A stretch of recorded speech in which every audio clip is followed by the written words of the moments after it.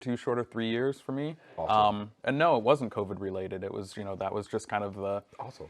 the makeup of the team, and then being able to, get talent from all over and not have to worry about, bringing everybody into one office. A lot of talent all over the planet, yeah. Exactly. So relative to game development, your experience, man, like how'd you even, it's a silly question, but like, let's scale it all the way back. What was your first favorite video game? First one. My first favorite Like video you game? can remember saying, yep, this is my game. Probably Simcopter.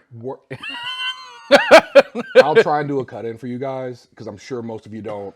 It's a game for OGs, but like, that's you're the first person I know to say that's their fave. Yeah, That's solid though. yeah. Man. That's kind of like one of the first games where I was like, oh man, and just like remember like diving into it and playing and playing. Yeah, That's crazy.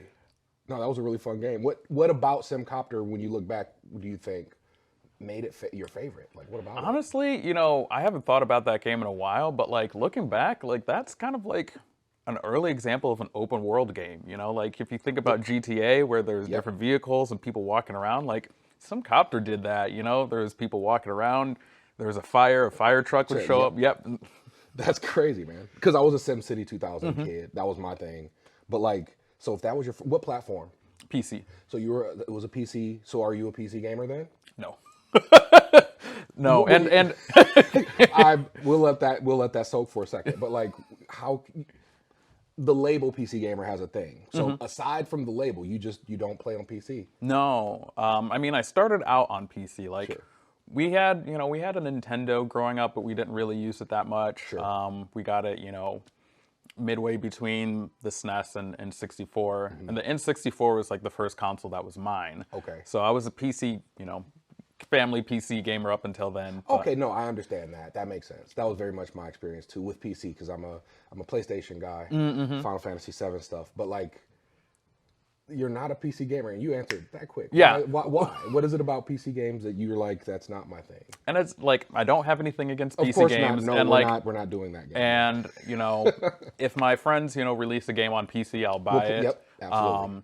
But like for me, playing games and relaxing is like sitting down into a couch and like, chilling and, Yep. and sinking down. Yep. And it's like, I work at a PC all day, doing game development, doing emails and whatnot. And Yeah. it's like my brain can't switch into like relax mode when Yeah. I'm sitting at a PC, like with my hands on a keyboard and a mouse. And it's just like, so Getting out of work mode. Exactly. So you play games to relax for the majority of it if you're not making them. yeah. I can understand that. That's an interesting wrinkle. So wait, would you play PC games if they were not that PC experience? Do you have any like there's a Razer, there's the Steam Deck. Do you play any of that kind of stuff? So I just got a Steam Deck like a week and a half ago, and I'm like, the first thing I'm trying to figure out is like what games are on the Steam Deck that aren't on console that I can play. That's a good question. Yeah. But I think the Steam Deck might be, kind of that halfway where it's, in a console form factor, but it's PC games. So That's interesting, man. Yeah, the PC gamer not being one of those is going to definitely be something people have comments about, because I'm a console gamer too. Always been a PlayStation guy. I spread my wings when Xbox 360 dropped because that's kind of where stuff was going, and I didn't have 599 US dollars. So yeah, like, and my absolute favorite game was Final Fantasy VII. Yours was Simcopter. A different question would be, as a professional, now what making games actually costs humans, and what would you say is the best game you've ever played? Because I think that's a different thing. Because I know you have metrics that might not be normally described, but if I ask your best game you've ever experienced or observed, what would you say that would be? Oof. Not to put you on the spot. Yeah, and I if mean, it's a number of them, drop them. This isn't going to be a listicle deal. I mean, Super Mario Odyssey is, dang near a perfect game. Yeah. I mean, I think, like if aliens came down and, we were talking about video games. What is the video game? Yeah, and you're just like, oh, play Super Mario Odyssey. That would be one of the games where I'm like, all right, this will give you, an experience of what a video game is and what this medium can do. Awesome. And for the crowd, what systems are on Odyssey available for? Just Nintendo Switch. Right.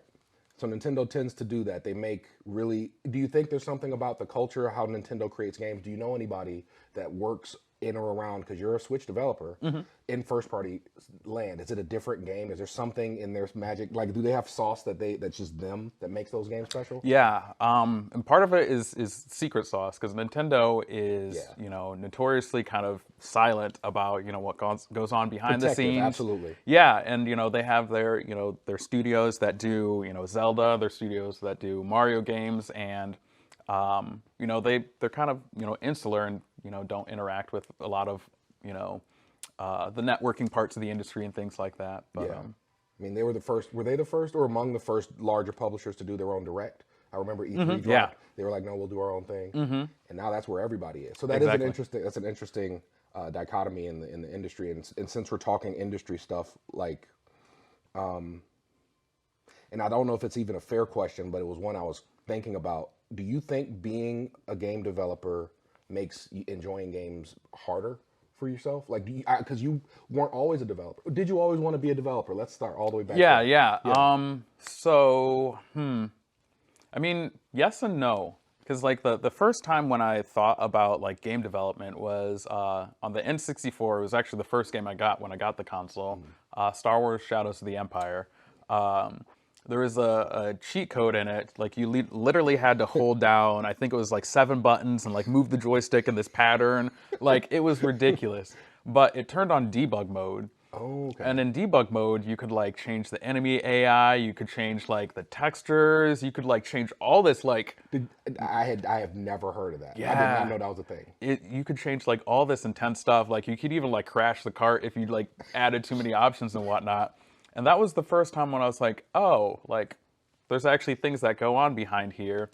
And like, I tried making games a little bit, when I was, in middle school and whatnot, but back then there wasn't tools for kids to make games. So I kind of, We're of the same age, so were you in the Flash land? Is that where you were? So dabbling? a little bit before Flash, was when I started looking into it. Then I started looking into Flash a little bit, but that's when licenses were like $2,000 or Yep. something like that. It was just like, Yeah, I decided pretty early I was going to be a creative outside of the programming part for that reason. That was, Yeah. yeah. But so since you started that early, is that a fair question to ask? Is it harder for you to enjoy them as a pastime now?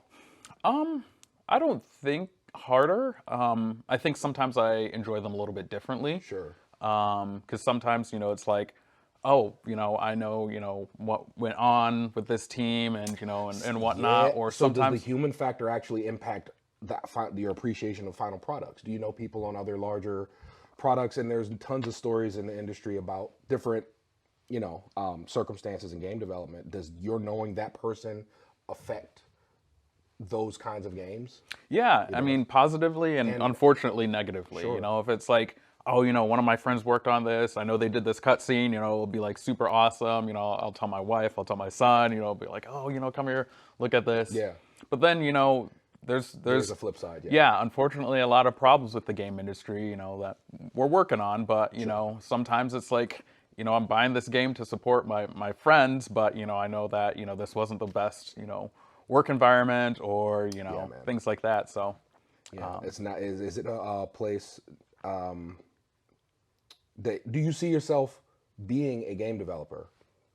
From like, is this the thing? Is this the thing for you? Like, is there any reason in your brain, like, because you're still working on a project actively, I'm sure now, but like in 10 years from now, you still think you'll be developing games? Like, do you love the industry in that way to create still? I think so. Yeah.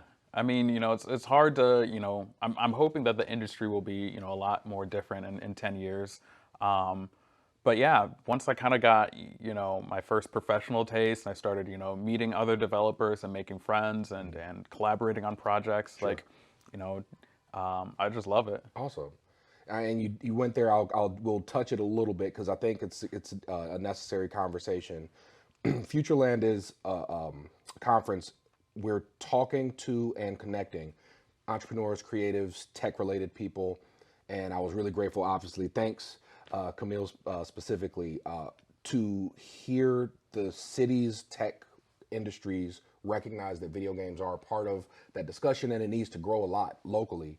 But since you work remote, you're a global employee, these issues in the games industry, is there anything that you feel like is a top level thing that people that are in related industries should be aware of? Like you said, there are some issues in the industry relative to the same that I suspect at all tech industries, like, diversity being a difficult issue, appropriateness in terms of inclusivity, that kind of stuff. Is there anything games industry specific you think would be worth tech folk knowing because people are considering becoming developers more and more? Is there anything that you think people that don't currently exist in the industry should know, like opinion wise? I mean, It's a very broad question, yeah. so do your thing. Let me know if this answers your question, but I mean, I think one of the things people think about the game industry is, you need to be like the best gamer, you need to like have, top, trophy score or whatever and whatnot. And it's like, no, it's like, be good at what you do. If you're an audio engineer, be good at audio engineering. If you're a designer, be good at designing. And one of I think the most important things, something that I encourage like students and things, is to have interest outside of games. Okay. Like, don't just like focus on games, but like focus on, art, focus on music, focus on dance, all those things you can bring back into games if you want, or, they just give you a different perspective. But yeah, you can study games and play games, but also, have other interests and other, things you like to do as well. That absolutely does answer the question. Because it was a bit of a minefield type of question. You definitely handled that. So that actually dovetails well into the thing. Gamer Haven's main interest is in promoting this concept of games culture. And for anyone that's totally unfamiliar, I'm sure it'll be cycling through the videos. But summary is everybody enjoys games for different reasons, right? So it's a framework for us as gamers and people who don't recognize they're gamers yet. The reasons that these things have impact, right? The idea, like I reference your talk very frequently when you were at a Gamer Haven up the street, that idea of agency and then interact with play. Those things are foundational to humans. But what reason you're playing is you want to play, you want to compete, you want to collect, you want to critique, all these different, and figuring that out in yourself. So sharing that they should have interest mutually beneficial to games that aren't involved in games is huge. I appreciate that answer. It's one of those things where I don't know that I ask friends that are in the industry often enough, but you told me your favorite game. You told me the best game. What reason you play games? Like, what thing are you trying to get? Like, what itch gets scratched when you play video games specifically for you? I'll answer it by saying, for me, I love creating. Like so any games that give me space to create narratively or otherwise, that's my itch getting scratched. What's for you? Yeah. And I don't know where this quote came from or who I first heard it from, and We'll do our best to cite. Yeah, and I've looked at it. It's, but I heard someone describe games as stylized human interaction, and I just kind of love that because that's kind of at the heart of all humans is to connect with other humans. Yep. And it's like even if you're playing a single player game, there's a human element through that experience that you're kind of going through. If it's a multiplayer game, you're connecting with your friends. Single player game, you're sitting with a loved one, a friend. You're going through it together. Yep. There's just all these ways to experience games, and connect with people. That's what I love about games. Awesome, man. It's an interesting space to be a professional game developer in the city of Cleveland. You have a family. I guess that's a great segue. You have a family, all of whom I'm guessing game. Yep. Do you and your spouse, significant other, share the same interests in terms of favorite genre, style, stuff like that? Not really. Yeah. But I mean, there's games where those intersect. Yeah. There's a lot of family games we'll play together. Like Overcooked or I was going to ask. So Mario Kart. We got to get us an Overcooked session, man. Yeah. Yeah, my wife and I are we're starting to be a good team. Okay. It's a fun, tough though. game. Yeah. Okay. Tomatoes. Stop throwing tomatoes. Yeah.